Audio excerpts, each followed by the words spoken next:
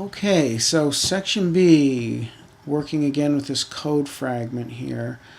The question is, in the code above, what would you write in place of the 5, in place of this 5 right here, so that the amount of turn is some random number between -10 and 10? So, if you remember from the last video, it really looks kind of funky still, the movement of this guy, because he's always turning the same way. He's always when he does turn, he turns randomly, but when he does turn, he always turns left. So he's roughly going in a circle, right? Looks kind of weird. So we would like to get some more interesting behavior from this guy. So what we want to do is, instead of turning 5 every time, we want to turn some random number between -10 and 10. Okay, so again, what we're going to do is use our get random number. But remember, now this get random number itself returns a number. This doesn't return true or false, right?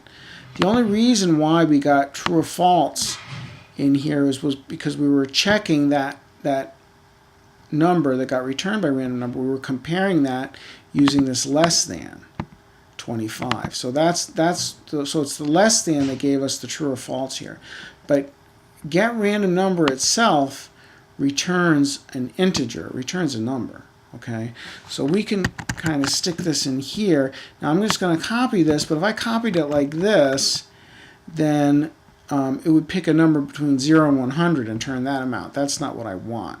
I want a number, it says here, I want a number between -10 and 10. So how can I get a number between -10 and 10?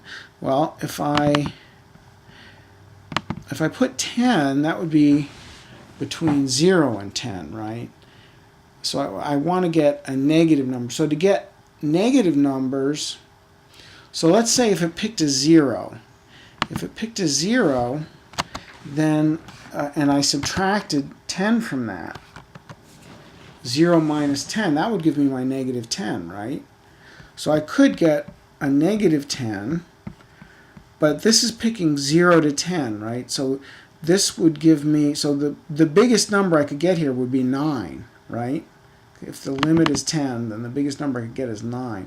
So if I subtract 9 minus 10, that's -1. So the only numbers I could get would be, if it was a 0, it would be -10. If it was 1, it would be -9. So I could get, -10, -9, -8, all the way up to -1.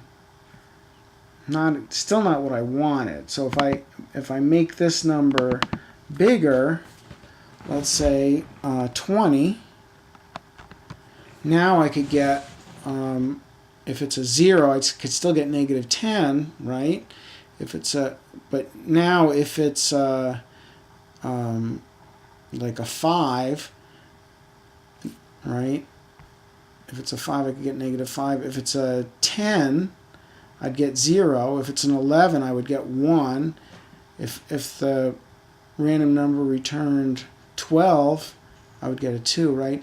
If it returned a 20, 20 minus 10 is, oh, it wouldn't return to 20 though, would it? If the limit is 20, the highest it could return is 19. And I want to be able to get a 10 here, so it looks like I need 21. Okay, so if I this will give me a random number between 0 and 20, right? Because 21's not included because that's the limit. So I'd get 0 to 20, and if I subtract 10 off from there, that'll give me from -10 to 10.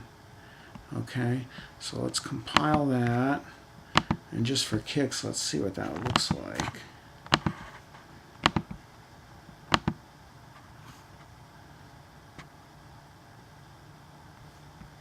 Oops. He's kind of going off into infinity there. Oh, there he is. He's at the edge of the world, I guess. So he kind of does some trying to turn around when he gets to the edge of the world.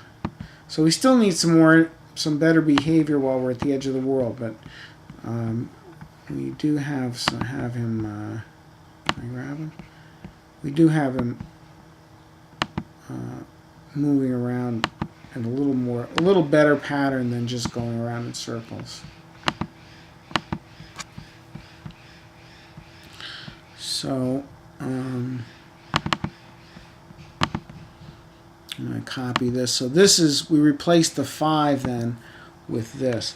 Now again, notice that since this returns an integer, we can compare two integers with a less than, but we can also take one integer and then subtract another integer.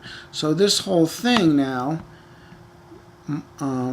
get random number 21 minus 10, what this whole thing gives us, this whole expression gives us an integer, some number between negative 10 and 10. Okay, this expression gives us true or false, right? Because we're comparing with 25. This expression gives us a number between minus 10 and 10. So let's stick that in.